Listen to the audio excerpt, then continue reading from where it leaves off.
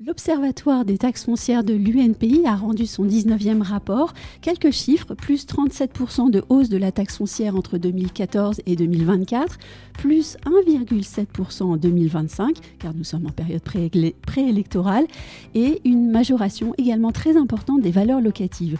Dans ce contexte peu réjouissant, je reçois avec plaisir Sylvain Grattalou, qui est président de l'UNPI.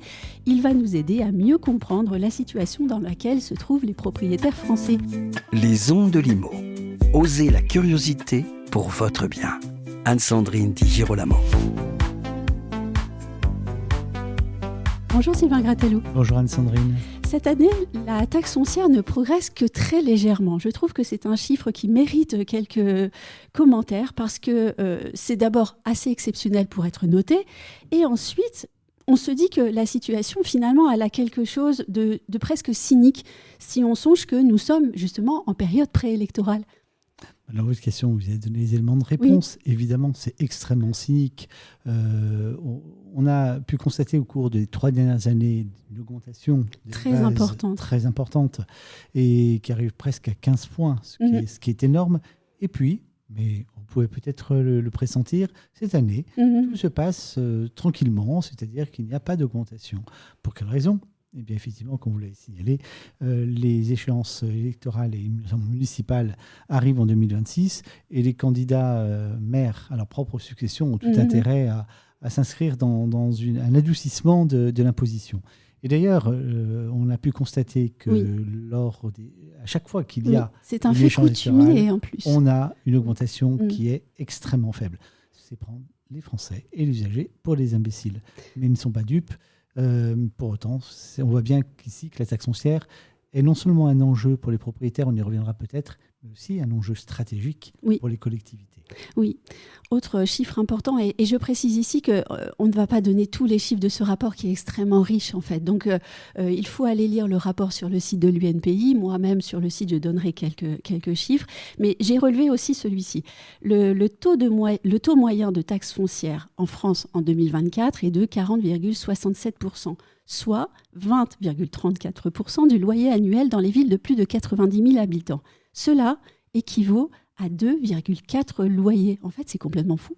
C'est énorme. Oui. C'est énorme parce que si on se contente des 2,4, c'est déjà beaucoup, mais il ne faut pas oublier qu'il y a aussi d'autres paramètres sur les mois qui restent où il n'y aura pas d'encaissement. Ça peut être une vacance locative lors d'un changement de locataire. Ça peut être aussi lié aux autres taxes qui viennent affecter le propriétaire, plus les impôts qui sont dus au titre des revenus fonciers. Et puis, parallèlement, on peut se dire, mais c'est pas grave, il y a des recettes. Mais il ne faut pas oublier que le loyer est aujourd'hui réglementé déjà depuis 2012 par le fait que celui-ci n'évolue que par rapport à un indice, que par ailleurs, lorsqu'on passe d'un locataire à un autre, on ne peut pas augmenter le loyer. Et encore pire, il y a un certain nombre de communes qui décident d'être dans une logique d'encadrement des loyers. Donc on s'aperçoit que non seulement le loyer n'augmente pas, mais il diminue à euro constant, alors que la taxe foncière, elle, explose. Le calcul est vite fait, la rentabilité est ridicule, voire même négative dans certains cas, alors même que ce sont des propriétaires bailleurs qui ont fait le choix d'investir dans un bien immobilier, tout simplement pour compléter une retraite qui est relativement difficile. Et en plus, on parle aujourd'hui de diminuer la retraite, en tout cas les pensions qui seraient versées. Donc tout ça réuni fait que finalement, on ne peut qu'inviter les propriétaires à être découragés et ne plus investir. Mais bon, comme la plupart du temps, ils croient en cette propriété privée, et comme c'est une valeur stable, il n'y a pas lieu de s'inquiéter, mais c'est très très dur pour eux en ce moment, bien sûr. Je me permets aussi de mentionner les difficultés extrêmes des propriétaires à obtenir justice devant les tribunaux aussi, je pense au squat ou à d'autres situations extrêmement préjudiciables. Mais bien sûr, les propriétaires aujourd'hui se heurtent à plein d'obstacles. Vous évoquez la longueur des procédures, c'est déjà un obstacle. L'insolvabilité des locataires, l'utilisation par les locataires de mauvaise foi des outils donnés par la loi, ce qui peut aboutir, lorsqu'une procédure est engagée, et celle-ci repose sur des contraintes importantes, à ce qu'une expulsion puisse éventuellement être ordonnée 2 ans plus tard. Et ce sont 2 ans sans loyer et avec impossibilité par la suite de les récupérer compte tenu de l'insolvabilité. Donc c'est une vraie catastrophe pour ces propriétaires. Alors que demandent les propriétaires que vous représentez ? Alors plein de choses, bien évidemment, plein de choses. Bon, d'une manière générale, il y a une surréglementation qui est une atteinte, une entrave à la fluidité du marché, ça, c'est la première chose. Une fiscalité étouffante qui est vraiment catastrophique. Et puis plus concrètement, s'agissant de la taxe foncière, bien évidemment qu'il serait juste, depuis notamment la disparition de la taxe d'habitation, de récupérer une partie de la taxe foncière sur le locataire. Il faut rappeler tout de même que cette taxe foncière sert à financer des équipements collectifs, des services publics. Et qui en bénéficie ? Ce sont les usagers de la collectivité. Et parmi ces usagers, on ne distingue pas entre le propriétaire bailleur ou occupant et le locataire. Ce qui veut dire que lorsque vous prenez dans un parc public, vous rencontrez des gens, les locataires peuvent circuler gratuitement parce qu'ils n'ont pas financé, alors que ce même jardin public, lui, a été financé par le propriétaire. Donc il y a vraiment quelque chose d'injuste. Je crois qu'aujourd'hui, il faudrait, compte tenu de la situation, de ce millefeuille administratif qui est catastrophique, refondre toute la fiscalité locale. Oui. Et là, l'UNP est très sensible à être dans une logique plutôt universelle, c'est-à-dire propose une contribution locale des usagers des collectivités. Contribuer, pourquoi ? Parce que ce n'est pas une taxe, c'est un impôt, c'est un effort collectif dans une situation compliquée. Et je comprends les maires des communes qui doivent équilibrer leur budget.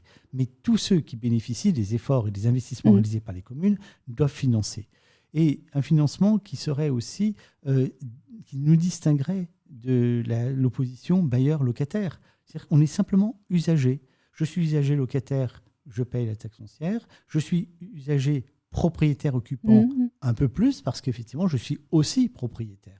Et on peut décliner cela d'une manière qui puisse arriver à une justice fiscale, une équité fiscale qu'il n'y a pas aujourd'hui. Et les relations entre bailleurs et locataires seraient beaucoup plus apaisées et les liens entre les usagers et les collectivités seraient remis en place. Et tout ceci procède d'un principe qui est normalement celui de l'égalité de tous devant la loi fiscale. Absolument. Oui. Absolument. Et aujourd'hui, à tout point de vue, un principe très oublié. On a un principe qui est remis en cause et qui est même oublié, effectivement. Qu'en est-il de l'indexation des valeurs locatives ? Parce qu'on en a parlé d'ailleurs dernièrement avec le projet de loi de finances. Ça aussi, c'est un sujet. Alors, ce problème de valeurs locatives est je veux dire, ça devient une arlésienne, bien sûr. C'est-à-dire repoussé à 2031. Alors, qu'en penser ? On ne sait pas ce qui va en sortir. Parce qu'en réalité, on a un parc immobilier aujourd'hui qui repose sur des valeurs cadastrales de 1970. Oui. Or, on a des biens construits avant. Et dans les biens construits avant, il y a ceux qui ont été construits après les guerres, jusqu'en 1970, ceux qui sont anciens, donc 19e siècle et début 20e, et puis tous les biens postérieurs, des années 70, 80, 90, etc. Donc on a un parc extrêmement hétérogène, mais des valeurs cadastrales qui sont identiques depuis 1970. Refaire tout ça, pourquoi pas ? Il y aura des perdants et des gagnants, c'est certain. Ce qui est un peu gênant, c'est que si on repose là sur des valeurs locatives et des valeurs marché, que va-t-il se passer lorsque on se trouve dans des communes où le loyer est encadré ? Va-t-on retenir une valeur marché alors que l'encaissement reposera que sur un loyer encadré ? Là aussi, ce serait injuste. Et que penser également lorsque l'encadrement des loyers est demandé par une métropole et que la taxe foncière, elle, est perçue et le taux fixé par une commune ? On va aboutir à une usine à gaz extrêmement compliquée. Donc pour l'instant, repoussons. Et puis, pour l'instant, je crois que le système est imparfait, mais toute la fiscalité locale est imparfaite et à refaire. Et puis donc, vous demandez aussi, de ce que je comprends, peut-être une mesure dans les zones qui sont à loyer encadré.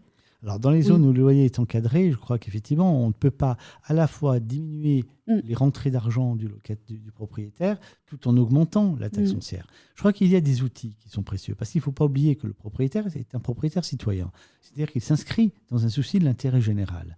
Mais ses ressources ne sont pas extensibles. Et puis, il faut peut-être l'encourager à respecter cet intérêt général. Et notamment, certaines communes le font, c'est lorsqu'on s'inscrit dans une rénovation énergétique, eh bien qu'on puisse être dispensé de payer ces taxes foncières. Et là, je vous assure que les propriétaires seront encouragés pour pouvoir procéder à cette rénovation qui est indispensable. Donc le sujet de la taxe foncière pourrait être le cœur d'une réflexion globale sur la fiscalité locale, mais pas seulement. Quand on voit les hausses extrêmement importantes depuis 10 ans, on se dit que le moment de vérité est venu. Oui, mais dans tous les domaines de l'immobilier et de la société en général, la taxe foncière, il ne faut pas l'oublier, faisait partie des 4 vieilles et avait sa sœur jumelle qui est la taxe d'habitation. Et tout ce système datant de la Révolution avait un sens et une cohérence. Et petit à petit, la société a évolué, on a supprimé certaines taxes et on en a maintenu certaines autres, notamment la taxe foncière. Mais une taxe foncière sans taxe d'habitation n'a plus de sens, avec en plus des collectivités qui ont besoin de financement et qui n'utilisent comme levier que la taxe foncière parce que c'est la seule qui est à leur disposition. Donc il faut tout remettre à plat. Mais il faut une vraie politique du logement qui aboutisse à une stabilité, une pérennité, des perspectives. Encore faut-il que les institutions soient stables, pérennes, et elles aussi, aient des perspectives. Merci beaucoup Sylvain Grattalou.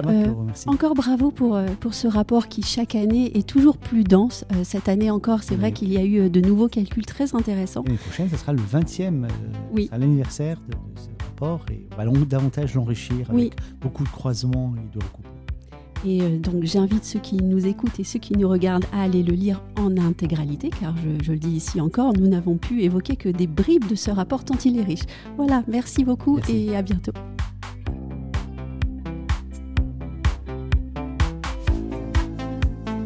Retrouvez les Ondes de Limo sur ondedelimo.com, les réseaux sociaux et la newsletter.